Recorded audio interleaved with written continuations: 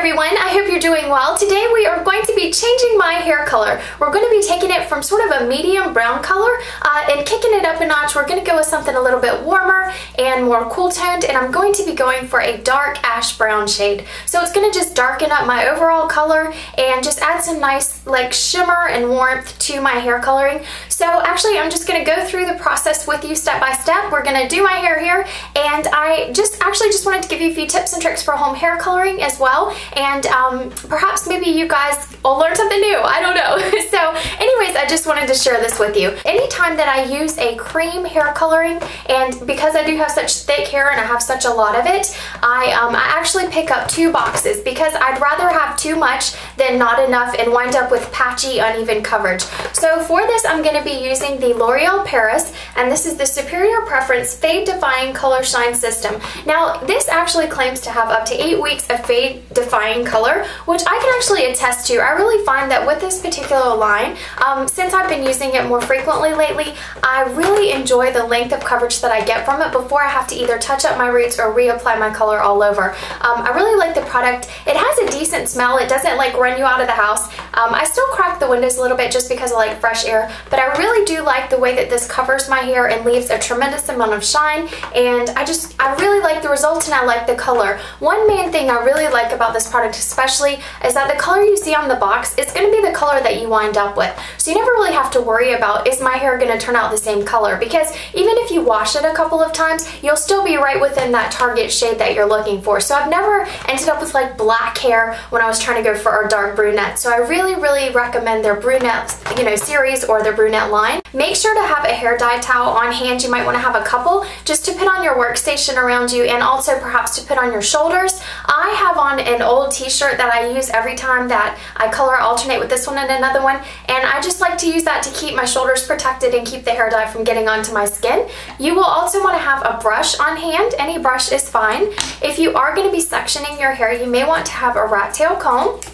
Another thing you may want to have is a clippy, a little hair claw. Looks like this. I really like this because once I'm done applying the color to my hair, I'm going to twist it up and use that. You'll also maybe want to have some cotton pads. These are just little cotton rounds, and I actually use these with a combination of 2 products to prevent staining on my skin from the hair dye if it actually touches my skin. I use a hair conditioner, one that maybe I'm not so fond of, like if I've tried one and I don't care for it. So I always keep the excess and I use it for hair coloring.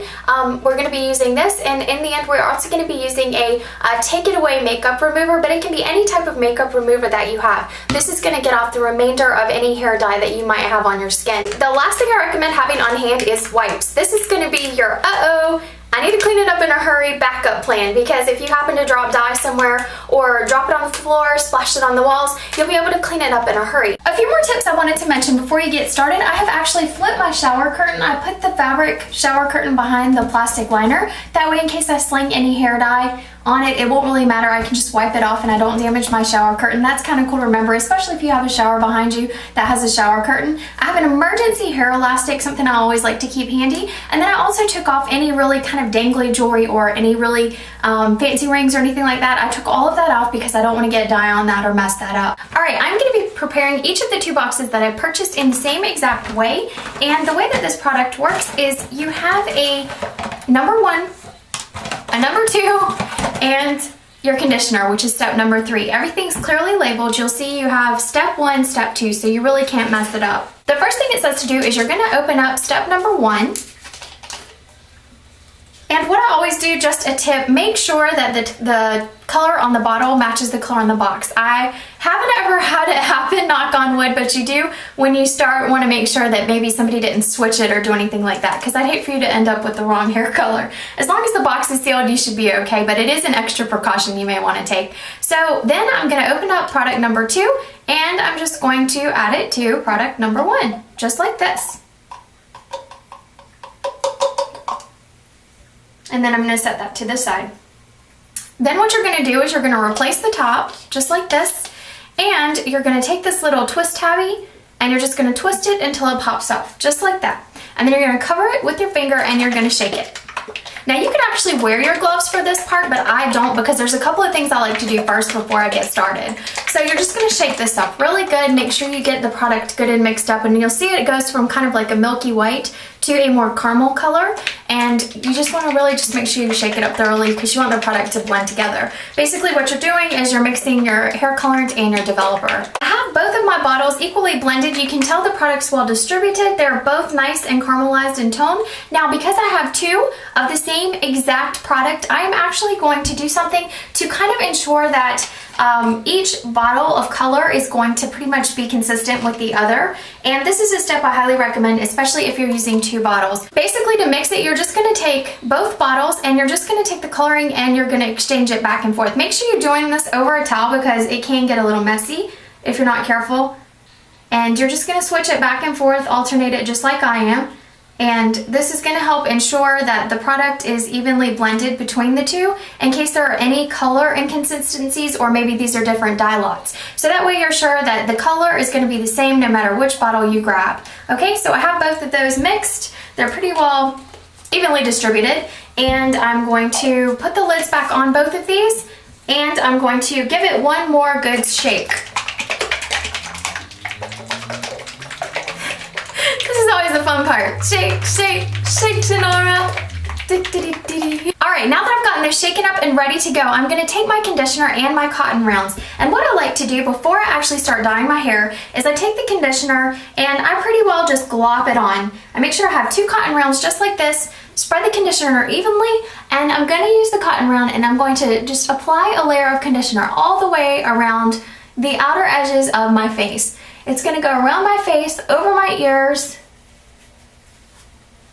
and then down my neck. I like to put it on my neck. I really don't care if it's messy or not because I'm not going to be the person that has hair dye stains all over me. I don't want to look like I did an at-home color job. So you can see I'm just going to run this around the back side of my neck, coat it really well, and again, just make sure my ears are really well coated with the conditioner. Now that my face and my neck I feel are pretty well coated, I wanted to show you something really quickly before I get started. I actually have, and if you've watched any of my other videos, I think I probably talked about it. I actually have on this side right here, can you see the silver in my hair? Just right along here. This is actually stark gray hair. I have a hereditary gray streak, and it started showing up when I was about 16 years old. If I were to let my hair go, I would actually have an Elvira streak. So I'm really glad, kind of in a sense, that I do have that, because I can actually tell you if a product works on gray hair, because I have absolutely no pigmentation in the hair right here. So basically I have to use the same steps as somebody that maybe has a full head of gray hair or even salt and pepper colored hair, because I do have to let it set longer on that area in order to get it to all match and color. The product comes with a full sheet of step-by-step instructions, and it also comes with a pair of rubber gloves. Now I personally do not care for the gloves that came in this product, so a while back I just purchased a custom pair from Sally's Beauty Supply. I want to say it was about $2 or $3. These are kind of like heavyweight black professional application gloves, and I really like these because they are reusable, and I'm just going to go ahead and put those on right now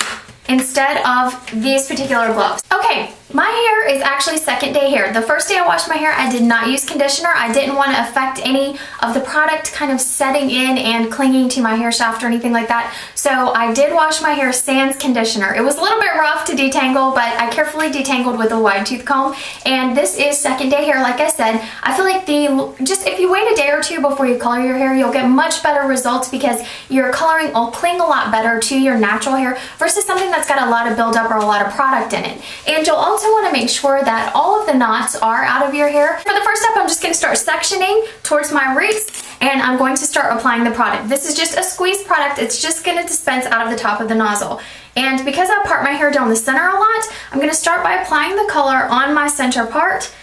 I'm going to use a pretty good bit of it because, of course, you know I have two bottles. Now, if you have kind of like shoulder length hair, shorter, if you even have kind of long hair that is not thick, then one bottle will be more than enough. Once I feel like I've sectioned off all of my main parts, or the parts that I tend to use on a daily basis whenever I'm styling my hair, then honestly, I just kind of wing it. I start taking the nozzle and working it through towards my scalp, and I apply the color at the same time. I really like this product because it is more of a gel feeling. It's very thick and very viscous, So don't feel like it just is really runny. So when you squirt it out, it's not gonna just dribble. You know what I mean? It'll still be messy, but it's not gonna just go running down your forehead or running all over your shoulders or anything when you go to use it. Make sure as you're applying the product, and it may get a little bit messy around your hairline, but that's okay. That's why we applied the conditioner and why we're gonna use the makeup remover in a little bit. Make sure that you're getting these little fine baby hairs if you have them. And also if you have any of the kind of sideburns or long hair on the side, make sure to just take your finger and work that product down into your hair right there, because a lot of times people skip this and they may wind up with a little bit of a lighter hair color right here, and that makes it totally obvious. Now I'm going to go on to the second full bottle, and I'm going to use that on the second half of my hair. I'm continuing to just work this into my ends and pretty much up the length of my hair. I'm just massaging it in really well to make sure the color gets evenly distributed. You're really going to want to turn your head over and make sure to really saturate the nape of your neck with color. In case you're wearing ponytails, or even if you do an updo, you want to make sure that that area is fully covered. Once there's no doubt in your mind that your hair is completely saturated and evenly coated with the product, just take the back of it, twist it up, mount it on top of your head, and grab your clippy just like this and clamp it down. Just like that. Take the makeup remover, spread it on a couple of cotton rounds, and I'm just gonna really carefully go along my hairline and do the detailed work to make sure that I don't have any of the hair dye on my hairline or on my skin, my ears, my neck, or anywhere like that. Now that I feel like I'm despotted and all of the hair coloring, the errant hair coloring I should say, is removed from my skin, I'm going to let the product sit in my hair for 30 minutes. I got out of the shower and started to dry my hair a little bit. I say it's probably about maybe like 75 to 80% dry, and you can see the color is very evenly distributed, and obviously it's a little bit dark at the start, but it's not black, which is not what I wanted. It is the color on the box, and let me see if I can show you right here where you saw that gray streak. It's not there anymore. Everything is really nicely covered and everything is even. And then if you turn around, make sure you guys can still see me, the color is even throughout. If I go through each of the layers, all of the color is evenly distributed and very well coated. The product feels really good. The conditioner is very thick and moisturizing. It has a very heavy floral scent, so that is something you may not be happy with, but the conditioner feels fantastic. It does a great job for helping you detangle your hair after you're done using this product, and it just really adds a nice layer of moisture and shine to your hair overall. So obviously I'll finish drying my hair and style it, and you know, just continue about my hair care routine and add my shine serum and whatnot. But you can already see the amount of shine that has been added to my hair right now. This part right here is dry, but that is just shine from the, you know, just from applying the product. So I'm very happy with the product overall. I will continue to use this as my fall and winter color, and maybe even longer. It just depends. I get these crazy moods and I want to change my hair up. So anyhow, yeah, that is it. That is going to be the results of the hair color.